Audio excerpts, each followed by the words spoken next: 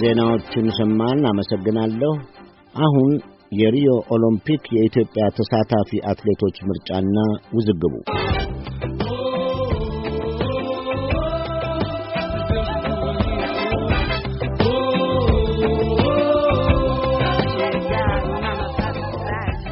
ብራዚል ውስጥ የሚካሄደው የዘንድሮው ሪዮ ኦሊምፒክ 2016 ሊደረግ 57 ቀናት ብቻ ቀርተውታል። እንደ ኢትዮጵያውያን አትሌቶች አገላለጽ ይህ ጊዜ ለአትሌቶች የመጀመሪያ ልምምድ ጊዜያቸውን አጠናቀው ለሁለተኛ ልምምድ የሚዘጋጁበት ነበር። በኢትዮጵያ ግን በአትሌቶችና በፌዴሬሽኑ መካከል በአትሌቶች ምርጫ ምክንያት በተፈጠረ አለመግባባት ውዝግብ ላይ ናቸው። ለውዝግቡ መነሻ ደግሞ የኢትዮጵያ አትሌቲክስ ፌዴሬሽን ለምርጫ የሚያበቃውን መስፈርት ከአንድ ዓመት በፊት ማሳወቅ ሲገባው አትሌቶቹ በቀደመው መስፈርት ዝግጅት ካደረጉና ለምርጫ ራሳቸውን ካዘጋጁ በኋላ ከምርጫው ውጤት እኩል አስታውቋል የሚል ነው። በተጨማሪም መስፈርቱ ከዚህ በፊት ያልነበረና ውጤት ለማምጣት ዋስትና የማይሰጥ ነው። በ10 ቀን ውስጥ 2 ጊዜ ምርጫ መካሄዱንም ይቃወማሉ። በአጠቃላይ ምርጫውን ያካሄደው ኮሚቴም ሆነ በፌዴሬሽኑ ውስጥ ያሉት አመራሮች የብቃት ማነስ ችግር አለባቸው የሚለው የበርካታ አትሌቶች ቅሬታ ነው።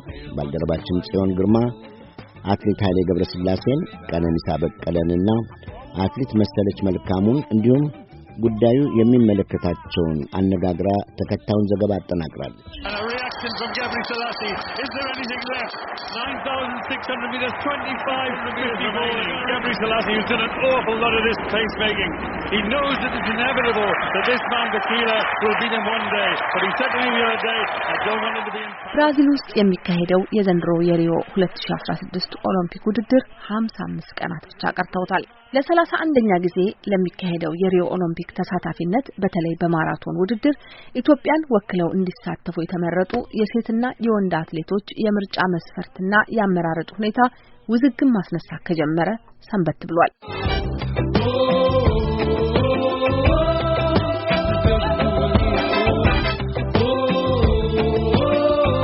የውድድሩ መነሻ ፌዴሬሽኑ አትሌቶችን በማራቶን ውድድር የመምረጫ መስፈርት መሰረት መለመልኳቸው ያለውን የሴቶችና ወንድ አትሌቶች ዝርዝር ካሳወቀ በኋላ ነው።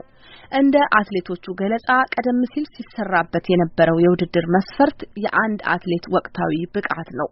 ይህም ማለት አንድ አትሌት በአንድ ዓመት ጊዜ ውስጥ በአንድ የሜጀር ውድድር ማለትም ለንደን፣ ቶኪዮ፣ ኒውዮርክ፣ በርሊን፣ ቺካጎና የዓለም ሻምፒዮን ላይ ተሳትፎ ያስመዘገበው ውጤት እንዲሁም በማይነር ሁለተኛ ደረጃ ማለት ነው የማራቶን ውድድር ቦታዎች ቤጂንግ፣ ሻንጋይ፣ ዱባይ፣ ኢስታንቡል፣ ሃምቡርግና ሌሎችም የማራቶን ውድድሮች ላይ ተሳትፈው ያገኙት ዝርዝር ነጥብ ይያዝላቸዋል። የአሜሪካ ድምጽ ያነጋገረው አትሌት ቀነኒሳ በቀለ በዚህ መስፈርት መሰረት ከጉዳቱ አገግሞና ከፍተኛ ዝግጅት አድርጎ ለንደን ማራቶን በመሮጥ ፈጣን ሰዓት አስመዝግቦ አሸናፊ ሆኗል። እንዲሁም ሌላ ያነጋገርናት አትሌት መሰለች መልካሙ በኦሎምፒክ ለመመረጥ የሚያስችላትን ውድድር አድርጋ ሃምቡርግ ላይ ጥሩ ሰዓት በማስመዝገብ አንደኛ ወጣለች። የእነዚህ ሁለት አትሌቶችና የሌሎች አትሌቶች ቅሬታም የሚጀምረው እዚህ ላይ ነው። ፌዴሬሽኑ አትሌቶቹን ለመመልመል የነበረውን መስፈርት ድንገት ቀይሮ አትሌቶቹ አንድ ዓመት ሙሉ ሲዘጋጁ ከከረሙበት መስፈርት የተለየ እንዳወጣ ይናገራሉ። በተጨማሪም የተመረጡ አትሌቶች ስም ዝርዝር ሲገለጽ የአትሌት ቀነኒሳ ስም አስቀድሞ ተገልጾ በ10 ቀን ውስጥ ድጋሚ በወጣው ዝርዝር ውስጥ ግን ቀነኒሳ ሳይካተት ቀርቷል። እኔም ሄጄ ለንደን ሮጬ ያስመዘገብኩት ሰዓት በዚህ ዓመት ከተሮጦ በሜጀር ማራቶን ያው የኔ ሰዓት አንደኛ ነበርና በዚህ ምክንያት ነው ያው እኔም ጥያቄ ኮምፕሌን ያቀረብኩ። ከምንም ተነስቼ አይደለም ያው ተወዳድሬ በወቅቱ ብቃት ላይ ያሉ ከተባሉት አትሌቶች ባልተናነሰ ሰዓት ስለሮጥኩ በጣም ፈታኝ የሆኑ ውድድር እንደ ለንደን ማራቶን ላይ ሮጬ ያስመዘገብኩት ሰዓትና ውጤት ያው ጥሩ በመባሉ ነው። አትሌት ቀነኒሳ እንደሚለው መስፈርቱ ብቃት ላይ ያተኮረ ሳይሆን አንዳንድ አትሌቶችን ለመጥቀምና አንዳንዶችን ለመጉዳት በማሰብ በአትሌቲክስ ፌዴሬሽን አካባቢ ያሉ ሰዎች በፍቃዳቸው የሰሩት ነው ይላል። ያው ቅሬታችን እዚህ ላይ ነው። አንደኛ ከዚህ በመነሳት በመጀመሪያ ምርጫ ላይ ኮምፕሌን በሚነሳበት ሰዓት ምርጫውን 2-3 ቀያይሮታል። ምንም ምርጫ ውስጥ ያልተካተቱትን ልጆች አምጥቶ ያው አንደኛ ላይ አድርጎ የመረጡበትም ወቅት ነበረ። ምክንያቱም ይሄ መጀመሪያውኑ ስህተቱ ባልተሰራ ነበረ። ለምን መጀመሪያ ያልመረጡትን አትሌት አንደኛ አድርጎ መረጡ ሳይሆን ሁለተኛ መቃየር 3 ምርጫውን መቃየር ያመጡበት እዛ ላይ ጥያቄዎች ስላሉ ነውና ይሄ ምንን ያመላክታል? ያው እንግዲህ ወይ በሙያ ማነስ ይሁን አውቀው ይሁን ያው ለምን ይሄን እንደተደረገ ያው እኛ ግልጽ ስላልሆነ ነው ያው ኮምፕሌኑም የነበረው። አትሌቲክስ ፌዴሬሽኑ ቅሬታ ከቀረበበት ጉዳዮች አንዱ የቀረበውን መስፈርት አዘግይቶ ማውጣቱ ነው። የስፖርት ጋዜጠኛው ታደለ አሰፋ ጉዳዩን ሲከታተልና ሲዘግብ ቆይቷል። ፌዴሬሽኑ ያወጣውን መስፈርት ያስረዳል።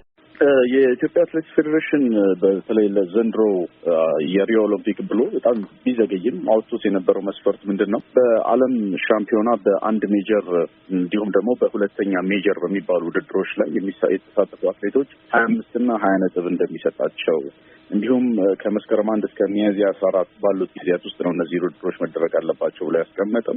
በ3 ማራቶን የማያወዥቅ ውጤት ለሚያመጣ 10% እንደሚሰጥ የውድድር ወቅት የሚያጋጥሙን መሰናክሎችን ማለፍ የሚችል በሚል 5 ነጥብ የማገገሚያ ጊዜ በአንድ ማራቶን መካከል ከአንደኛው ወደ አንደኛው የ3 ወር ጊዜ አለው የሚለውን 5 ነጥብ እነዚህን የመሳሰሉ ነጥቦችን ነበረ አውጥቶ እንደ መስፈርት አስቀምጦ የነበረው። ሆኖም ግን የተመረጡት አትሌቶችን ግን አሁንም ያሉትን አትሌቶች ከነዚህ መስፈርቶች አንጻር የተቀመጠውን ቅደም ተከተል አይጠብቅም ነው ትልቁ መከራከሪያ ርዕስ የሆነው። አትሌት ቀነኒሳ 2 ዓመት ወደ ኋላ ሄዶ ብቃትን በመፈተሽ የሚገኝ ውጤት ወቅታዊ ብቃትን አያሳይም ይላል።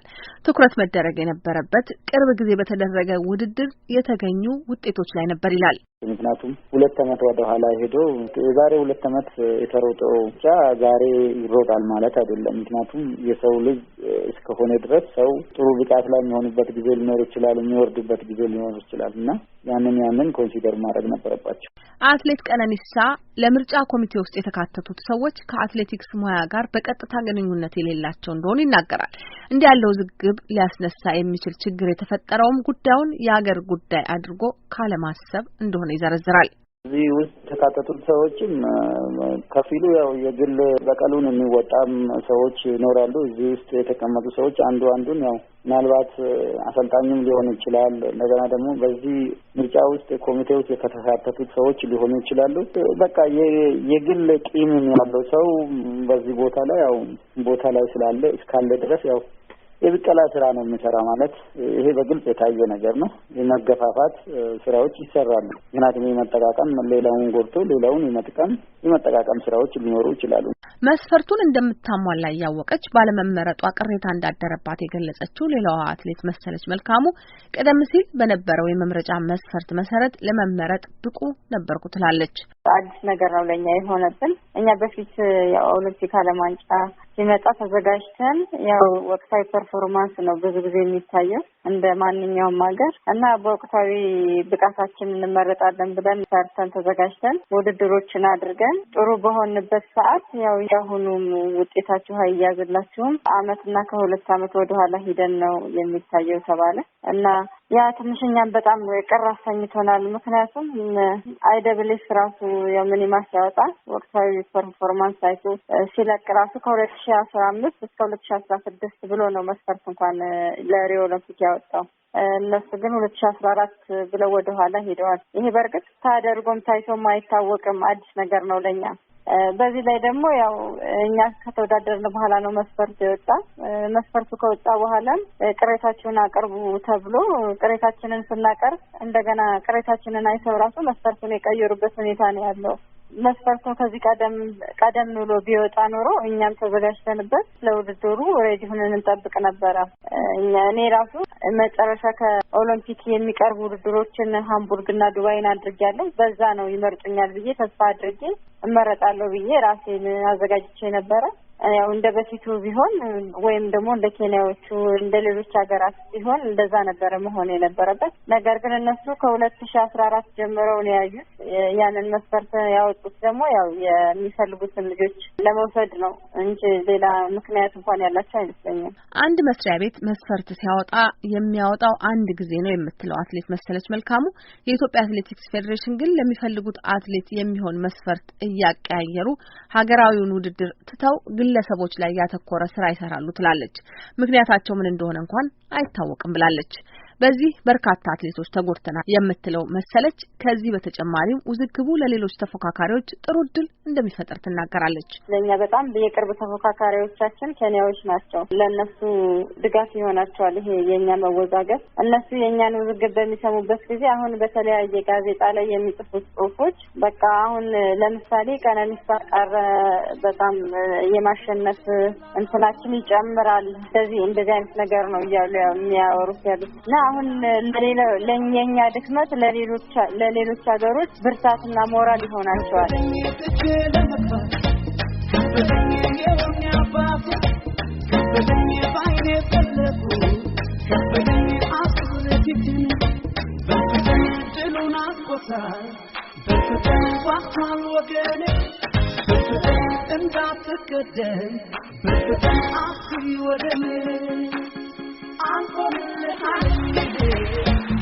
ኢትዮጵያውያን አትሌቶች ለውድድር ከመቅረባቸው በፊት በአሰልጣኝ ሰልጥነው በቡድን በመስራት ይታወቃሉ።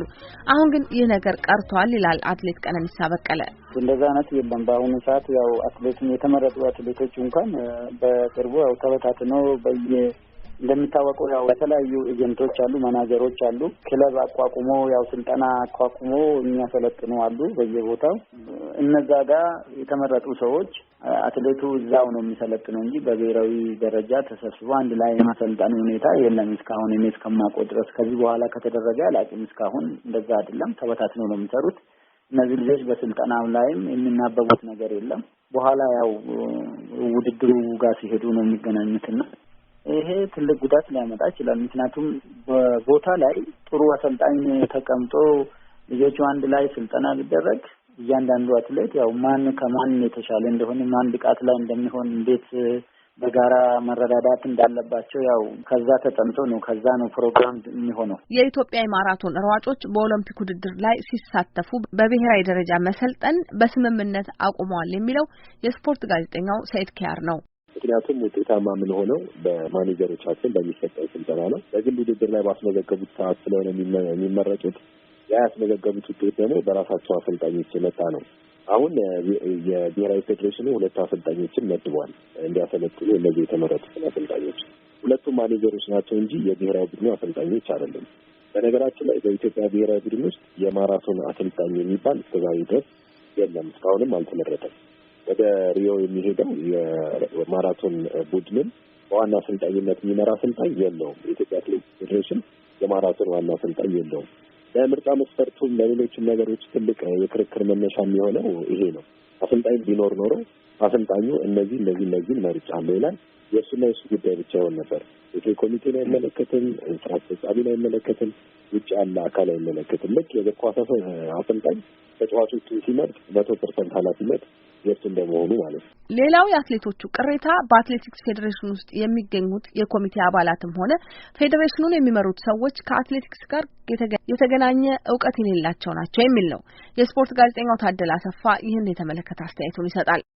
ምርጫው መስፈርት ራሱ ሲወጣ ምርጫ መስፈርቱን ያወጡት ሰዎች የማራቶን አሰልጣኝ ወይም ልምድ ያላቸው ሰዎች አይደሉም። ሁለተኛ የምርጫውን መስፈርት ያወጣውን ኮሚቴ የሚመራው ሰውዬ ደግሞ የሲቪል ኢንጂነር እንጂ በአትሌቲክስ እውቀት ያለው ሰው አይደለም። ይሄ ነው እያወዛገበ ያለው። በአትሌቲክስ ፌዴሬሽን አካባቢ እንዲህ ያሉ ውዝግቦች እንደነበሩ የሚናገረው ታደለ ውዝግቦቹ በሚነሱ ጊዜ አሁን ትኩረቱ ወደ ተወዳዳሪዎቹ ይሁን ይባልና ከውድድሩ በኋላ ሁኔታው መልኩን ቀይሮ ስለሚመጣ ተረሳስቶ እንደሚቀር ይናገራል። በዚህኛው ምርጫ ግን ቅሬታ የሚያቀርቡ አትሌቶች ቁጥር በመበራከቱ ከአትሌቶች ስፖርቱ ይመለከተናል ከሚሉ ሰዎች የተወከሉ 11 አባላት ያሉት ኮሚቴ ተቋቁሟል። የዚህ ኮሚቴ ሰብሳቢ ደግሞ አትሌት ኃይሌ ገብረስላሴ ነው። የዚህኛው ከዚህ ቀደም ከነበሩት ውዝግቦች የተለየ ነው ይላል። ያሁኑ በጣም አፍጥጦ ወጣ ነው። አፍጥጦ ወጣ ስልሽ ያሁኑ የዚህ በፊቱ በቴክኒክ ዳይሬክተሩም ባሉ ሰራተኞችም በአሰልጣኞችም ይሸፈን ነበር ማለት መልስ ይሰጠው ነበር። ያሁኑ ግን መልስ አትሌቱ አጠጋቢ መልስ አላገኘውም ነው። በቃ አትሌቱ አጠጋቢ መልስ ደግሞ ባላገኘበት አሰራር ላይ ምን ብለሽ ምን መፈጸም ትችላለሽ? ስለዚህ ለዚህ ነው አሁን በጣም ጎልቶ የወጣው። አትሌቲክስ ፌዴሬሽን ይህን ኮሚቴ እንደማያውቀው ገልጾ ሳያነጋግራቸው ቆይቷል። እንደ አትሌት ኃይሌ ገለጻ ግን የፌዴሬሽኑ ኃላፊዎች ሐሙስ ዕለት ጠርተው አነጋግረዋቸዋል። ይህ እንዴት ሆነ? ለአትሌት ኃይሌ ያቀረብኩለት ጥያቄ ነበር። በእኛ ባለን እውቅና ወይም ደግሞ ይሄ ስብስቡ አይተሽ እንደሆነ ከኦሎምፒክ ሻምፒዮኖች ጀምሮ እስከ አሰልጣኞች እስከ ኦሎምፒክ ሻምፒዮኖች ቢሰጥ ውስጡ ያቀፈ ነው። ያ ማለት ደግሞ የግድ አንድ ፓርት አለ ማለት ነው። ሌላ ደግሞ እኔ የምልሽ ሪስፔክቱ እንዳለ ነው። በዚህ ዙሪያ እንኳን የሚገፉበት አልመሰለኝም። አንዳንድ ጊዜ ነገሮች፣ አካሄዶች እንደዚህ ሲበላሹ ገብቶ መመለስ ያስፈልጋል፣ የግድ ይላል። እኛንም እኮ አሁን አንዱ ያስገባን ጉዳይ ይሄ ነው። በቃ ነገሮች ተበላሽተዋልና እንመልሳቸው ብለን፣ ስለዚህ እውቅና አንሰጥም የሚባል አሰራር የለም። ምክንያቱም ሁላችንም የምንታገለው የኢትዮጵያ አትሌቲክስ ፌዴሬሽንም እኛም የምንታገለው ውጤት ለማምጣት ነው። ያ ውጤት ደግሞ በጋራ ሲሰራ ነው፣ በአትሌቱም በእኛም ዙሪያ። ከፌዴሬሽን ኃላፊዎች ጋር ምን ተነጋገራችሁ? አትሌት ኃይሌ ምላሽ ሰጥቶበታል። ዋናው ነጥብ የሪዮ ኦሎምፒክ በምን አይነት መንገድ ይካሄድ፣ የሪዮ ኦሎምፒክ ምርጫው ትክክል ያልሆነ ፍትሃዊ ያልሆነ ነው። ልጆችን በደንብ መመረጥ የሚገባቸውን አልተመረጡም። እንደገና ደግሞ የምርጫው መስፈርቱ የወጣው ዘግይቶ ነው።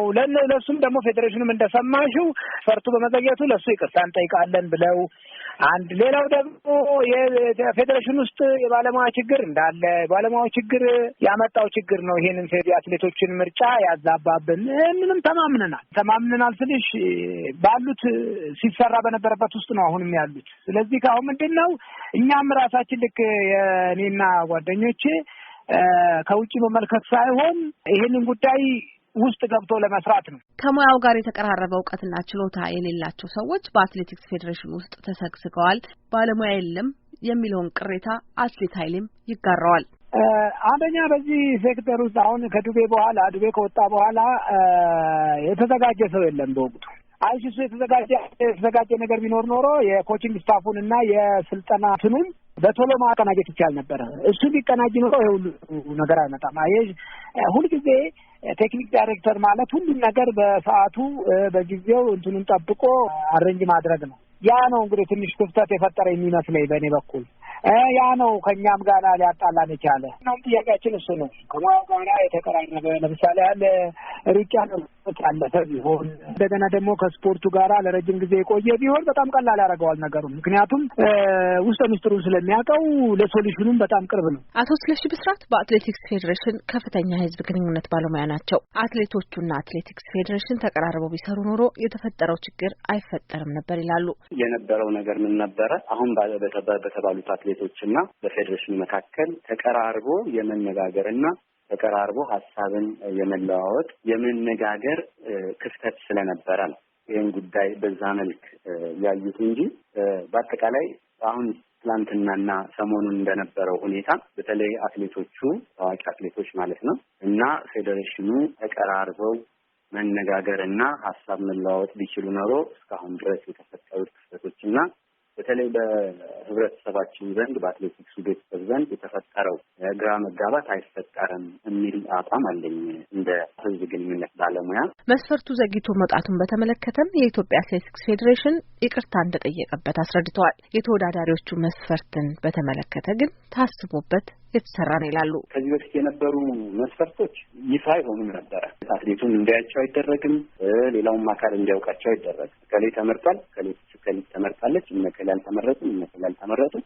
በዛ መንገድ ነበር የሚሄደው። ነገር ግን ከባለፈው ዓመት ጀምሮ በተለይ ቤጂንግ ላይ በተካሄደው የዓለም አትሌቲክስ ሻምፒዮና ጀምሮ የመምረጫ መስፈርቶች ማስታወቂያ ሰሌዳ ላይ ይወጣሉ። በተለያዩ የማህበራዊ ገጾች እንዲወጡ ይደረጋል። ሰዎች አስተያየት የሚሰጡበት፣ አትሌቶች ቅሬታ እንዲያቀርቡበት፣ የአትሌቲክስ ቤተሰቡ እንዲነጋገርበት አስተያየት የሚሰጡበት ይደረጋል። ያው ልማድ ነው አሁንም እንዲተገበር የተደረገው። ምክንያቱም ይሄ ጅምር መልካም ጅምር ነው። ግልጽነት አሰራርን ያሰፍናል፣ ተጠያቂነትን ያመጣል። በዚህ መሰረት ፌዴሬሽኑ ይሄን አሰራር አጠናክሮ መቀጠል አለበት የሚል አቋም ስለተያዘ በዛ መሰረት በዚህ ዓመት ያ ነገር እንዲተገበር ተደረገ። እዚህ መስፈርት ላይ ሰዓት ታይቷል፣ ደረጃ ታይቷል። በውድድር የተገኘ ደረጃ የማገገሚያ ጊዜ የሚባል አለ። አንድ አትሌት አንድ ማራቶን ከሮጠ በኋላ በትንሹ 3 ወር ማረፍ አለበት። ከዛ ሲቀጥል እንደገና የማይዋዥቅ ደረጃ የማይዋዥቅ ውጤት ያለው የሚለውም ሀሳብ አብሮ የተነሳ ነው። ስለዚህ እነዚህን ጉዳዮች በሙሉ ማካተት ለምንድን ነው የሚያስፈልገው? በሰዓት ልናገኘው የምንችለው አትሌት ወይም በሰዓት ሊገኝ የሚችል አትሌት ውጤታማ አትሌት እንዳይቀር ሰዓት ይገባ። በደረጃ እንዳናጣው የምንችለው አትሌት ደግሞ በደረጃ አማካኝነት ይገባል። በማይዋዥቅ ሰዓት ለምሳሌ 2-3 ውድድሮች ተወዳድሮ የማይዋዥቅ ሰዓትና የማይዋዥቅ ደረጃ ያለው አትሌት ደግሞ በዚህ መስፈርት ይገባል። ስለዚህ አሁን የተወዳዳሪዎቹ ቁጥር ይሰፋል ማለት ነው። አትሌቶቹ ግን በዚህ ሐሳብ አይስማሙም። ፌዴሬሽኑ ሙያ በሌላቸውና ከሀገር ይልቅ ግለሰብን በሚያስቀድሙ ሰዎች የተሞላ ነው ይላሉ። አንዳንድ አስተያየት ሰጪዎች በበኩላቸው ደግሞ አትሌቲክስ ፌዴሬሽን ውስጥ ያሉት አመራሮች ለአትሌቲክሱ ቅርብ የሆነ ሙያ ካላቸው ይልቅ ለፖለቲካ የቀረቡና የፖለቲካ ስራ መስራት የሚችሉ ከተለያየ ክልል የመጡ ሰዎች ናቸው ይሏቸዋል። ይህንን ጥያቄ ለአቶ ስለሺ ብስራት አቅርቤላቸው ነበር። የሀገሪቱን የፖለቲካ ስርዓትና የፖለቲካ አካሄድ ማየቱ ጥሩ ነው የሚሆነው። ኢትዮጵያ የምትከተለው የፌዴራሊዝም ስርዓት ነው። ፌዴራሊዝም ስርዓቱ ደግሞ ሁሉም ነገር ላይ መስራት አለበት። ይሄ እንደ አቋም እንደ እምነት የተወሰደ ነገር ነው። ስለዚህ ስፖርቱ የሚመራው በክልሎች ነው። በክልሎች የአትሌቲክስ ፌዴሬሽኖች የጋራ ጥምረት ነው። ሲጀመር የኢትዮጵያ አትሌቲክስ ፌዴሬሽን ህልውና የሚኖረው በትንሹ ሚኒማም 5 የክልል አትሌቲክስ ፌዴሬሽኖች ሲኖሩ ነው። እነሱ ከሌሉ የአይደብሌስ ህግም እንደዛ ስለሚል ማለት ነው። የዓለም አቀፉ የአትሌቲክስ ፌዴሬሽኖች ማህበር ህግም እንደዛ ስለሚል ራሱ ፌዴሬሽኑ የኢትዮጵያ አትሌቲክስ ፌዴሬሽን እንዲኖር በትንሹ 5 የክልል ወይም የከተማ አስተዳደር አትሌቲክስ ፌዴሬሽኖች መኖር አለባቸው። የነሱ ጥምረት የነሱ ውህደት ነው ሀገር አቀፋዊ ማህበር የሚመሰረተው ወይም ነው ፌዴሬሽን የሚመሰረተው። ስለዚህ ይሄ ከምን ጋር ይጣጣማል? ኢትዮጵያ ከምትከተለው ፌዴራላዊ ስርዓት ጋር ይጣጣማል። ስለዚህ ያ ፌዴራላዊ ስርዓት ደግሞ ምን ይፈቅዳል? የክልሎችን ተዋጽኦ ይፈልጋል። የክልሎችን ተዋጽኦ ስለሚፈልግ ክልሎች እከሌ ይወክለናል፣ በዚህ ጉዳይ ላይ እከሌ ይወክለናል ብለው የክልል አትሌቲክስ ፌዴሬሽኖች ሲመርጡ እነዛ ተመራጮች ይሰባሰባሉ። ከተሰባሰቡ በኋላ እዛ ውስጥ መዋቅራቸውን ራሳቸው ያስቀምጣሉ፣ የስራ ክፍፍላቸውን ማለት ነው። ስለዚህ እዛ ጋር የሚኖረው ቦዲ ምንድነው የሚሰራው? የማስተባበርና የመምራት ስራ ነው። ቴክኒካል የሆነውን ወይም ደግሞ ሙያዊ የሆነውን ስራ የሚሰራው ግን እታች ያለው በጽሕፈት ቤት ደረጃ ባለሙያ ሆኖ ተቀጥሮ የሚሰራ አካል ነው የሚሰራው። ረዘም ያለ ቃለ ምልልስ የሰጡን አቶ ስለሺ ብስራት አትሌቲክስ ፌዴሬሽን ውስጥ በእውቀትም በክህሎትም የተሟላ ችሎታ ያላቸው ሰዎች እንደሆኑ ይናገራሉ። አትሌት ኃይሌ ገብረስላሴ በበኩሉ ኮሚቴው አትሌቲክስ ፌዴሬሽኑን ካነጋገረበት ዋነኛ ነጥብ አንዱ የባለሙያዎች ጉዳይ እንደሆነ ገልጿል።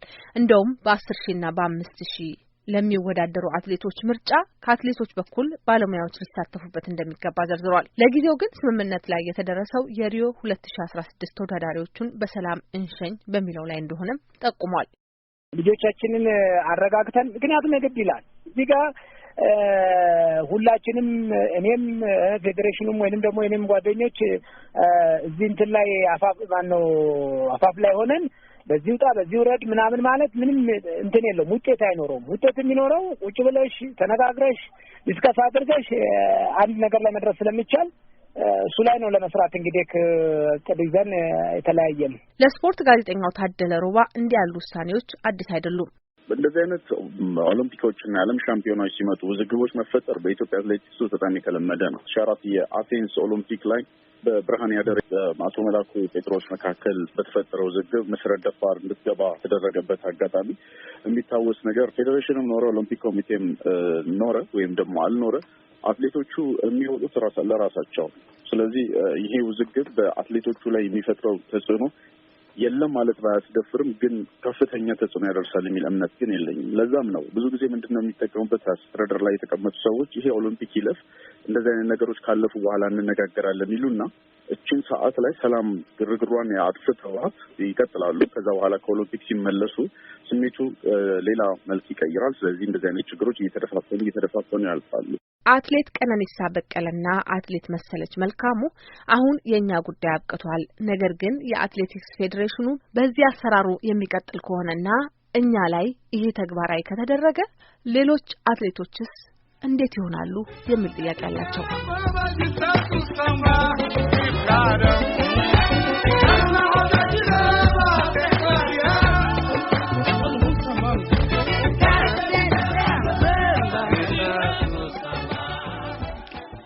ጽዮን ግርማን ለዘገባው አመሰግናለሁ።